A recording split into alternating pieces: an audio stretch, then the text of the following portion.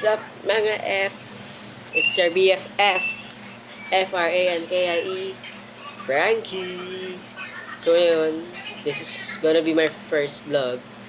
Huy, vloggerist na siya. Then ngayon, dahil first vlog natin, nag-post ako kanina sa FB, which is here. Na hindi nyo naman ni-notice, nagkakaroon tayo ng Q&A. So, yeah. Expect, dahil nag-post ako sa FB, expect yung ibang Q&A natin is medyo 18 up. Yun ako minor, guys. So, let's go. Question. Gamit ang ating mighty Bagelia. First question is, don't expect long answers sa akin.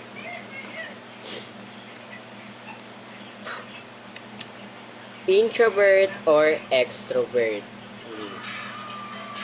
For me, I am an ambivert. So, it depends on the people na nakakasama ko. Pagka close ko, extrovert ako, alam nila kung gaano ko ka couple. Pagka ano naman, hindi ko gaano ka close, doon pa tayo introvert. Next question. The third question is, ay dahil mahaba.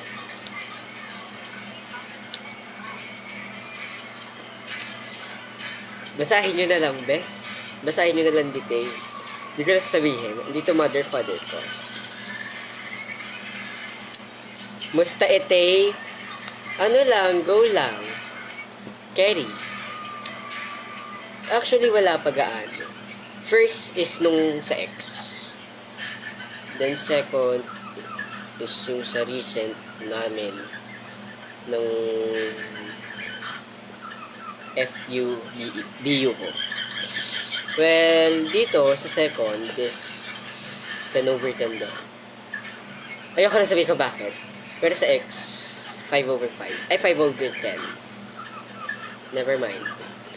Next question!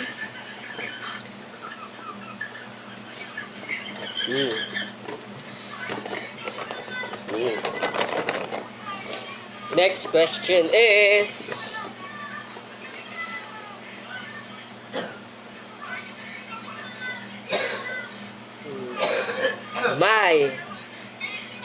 nangyari na ba sa inyo ni Kuya Francis Lipasa?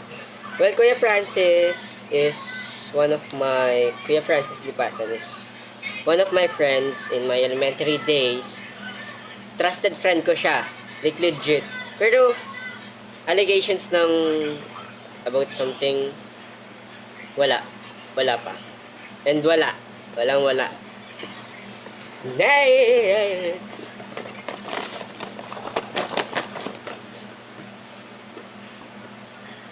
Mga ate ko, mga tanungan nyo naman. Next. The weirdest thing you've ever eaten. Ay, pasabog. Kifay. Eme! So, the weirdest thing na kinain ko talaga is siguro yung sawa. So, kasi di ko naman expected na sawa yun. Nakala ko chicken lang kasi super lasang chicken siya. And yun, kinain ko, ang sarap. Lasang manok. As in, legit. Adobo siya, inadobo. Ayun lang yung weirdest. Next. Pangalang question na to. 2, 4, 6. Pang-anim na question na to. Who's your favorite cousin and why? Kilala ko na to, Nicole, wag mo akong inaano. Ikaw nagtanong na ito. Siyempre, ang BFF ko, ang cousin ko, si Sarah Nicole De Duro. Cousin ko siya sa side ng Mario. Now, why? Bes, sabay kami naging bading yan, bes. Nauna ako. Sumunod siya. Actually, she's a girl, but, ayun, nabading sa isang babae. Yun, sabay kami nagbadingan. And siya yung kasama ko simula childhood ko, which is ito, itong mga pictures na yan. Siya yung pinaka-BFF ko sa lahat. Super bait, approachable. Hanggang ngayon, nag-uusap pa rin kami. So, yeah. Let's go. 2, 4, 6, 7 question.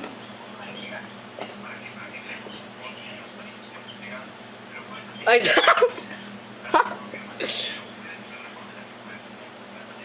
Bino ba itong tanungan nyo? Hindi na pang 8. Okay. Next question. Kailan ka huling bayes?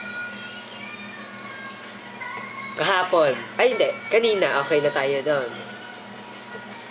No more follow-up questions. Next. T victory or B? Well, I identify myself as a Versa. But, mas lamang pagiging top. So, Versa top po tayo guys, no? Mukha lang Bato Mesa. Let's go. Next.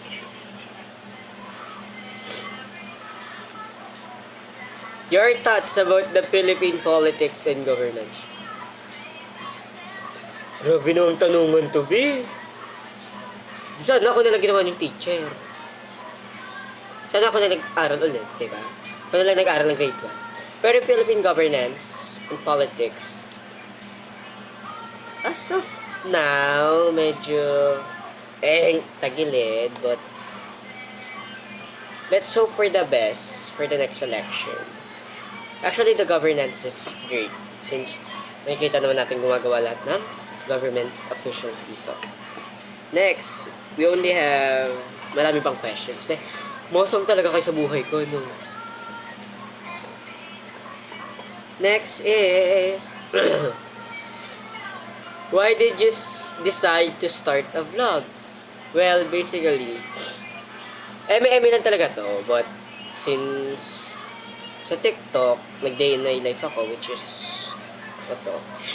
Well, I decided na what if i-go ko na to para pag boring, di mag-vlog.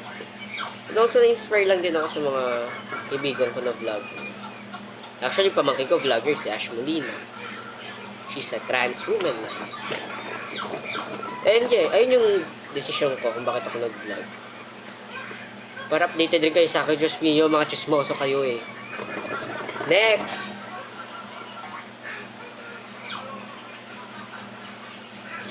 From Shawnee, I miss you. Here's my question. If may chance ka maging drag queen, kukunin mo ba yung chance na yon? At bakit? Well, first of all, Shawnee, hi. Miss you too.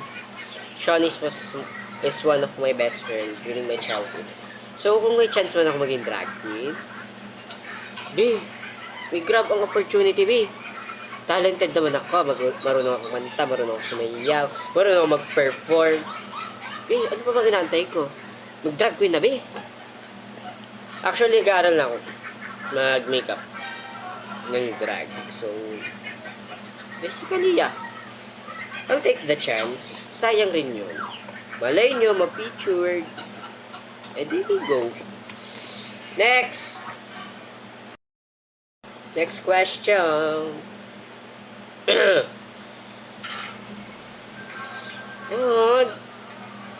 Naiyak ako dito, ha. Bibisitahin mo pa rin ba ang ICT circle of friends mo? Or circle of friends ko sa ICT? Well, basically, ako kasi, hindi ko talaga pinangarap mag-IT. But, since may circle ako, syempre, bibisitahin ko sa... They are free to visit me, too. Since, may GC naman, di ba? May GC naman yung buong IT. So, ano yung gusto ng GC kung hindi kami mag-chat na? Kung hindi ako mag-chat ng, punta kayo dito, ganyan, namiss ko kayo. But yung iba, nakikita ko. Sila Ate Chriselle, yan. Si MJ Manlao. At si Ate Chriselle Flores. Yan, mga nakikita ko yan. Lagi nasa basar yung dalawang yan. After work na Ate Chriselle, go, punta sa basar. Bibili ng damit, gano'n. Well, ang pinaka-circle ko talaga dyan. Si Jermaine, si Kuya Andy, si Nash, si Emerson, si Joshua, si Roxanne, si Eleanor, si Jennifer, si Sai, pati sino ba yung laging hinahotspotan ko doon? Si Cherry, si Erica, si Ate Princess. Halos lahat naman. Inaano ko. So, yeah. Next! Namimiss ko kasi sila. Last 3 questions. Please naman, sana makayos sa huling question na to, no? Huwag sana mag-downfall. Next. May tao ka bang kinaiinisan mo pero nagagawa mo pa rin kausapin siya kasi need mo siya? Well, marami. Hindi na ako magda-drop name but kilala niyo na sarili niyo, guys. Need ko lang kasi siyang pakisamahan. Need ko silang pakisamahan. Since naging circle ko na sila. But, syempre, hindi naman natin may iwasan ng toxicity sa isang circle. So, pakikisamahan na lang natin sila. Hindi na ako mag-name drop. Kasi baka mamaya may ma-offend. But kung kilala nyo sarili nyo, guys, kilala nyo. Next! Last 2 questions na to, guys.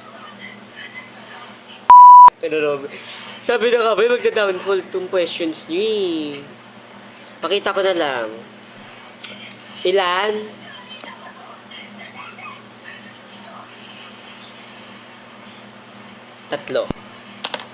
Tatlo, legit. Yung tanongin ko sino. Last one. Feel ko, kagagahan na naman tong tanong na to. Last one. Last question is, masaya ba ang aking childhood? Actually, yes. Feel ko kung taong bahay ako dati. Pero not gonna lie, masaya yung childhood ko. Since lola's boy ako, lagi akong spoiled ng mga lola ko, both side. Mother and father side. Super spoiled ko. But, in the early age, in the age of 8, namatay yung lola ko, side ni mama. And it was very sad kasi katabi ko yung lola ko yun. Before, lagi namin hinahanap yun since she has Alzheimer. And yeah. Doon naman si lola, sa side ni daddy, di ko naman siya nabisita noon sa hospital since I was 13 years old nung siya namatay. And since noon, sila na yung nagturo sa akin na wag lang mag-i-stay sa comfort zone. Since dati super hiyay kong bata, but ngayon, kapal na mukha ko ba? Dito ko nakilala yung mga friends ko, si Marcos, si Akus, si Yuri, si Bunso, si Maxel, si Ranran, si Sean, si Kate, si Bekbek, yung mga friends kong yan. Doon ko nakita yung pagiging solid namin. And yeah, masaya, super saya. Hanggang ngayon, saya ko pa rin. Kahit medyo adulting na tayo. Memories. Maybe that's it. So, ayun na po lahat ng questions. Thank you po. Abangan nyo na lang po yung next Q&A natin, no? That's it. My name is Frankie. Frankie. Your boy. Belish. Fight.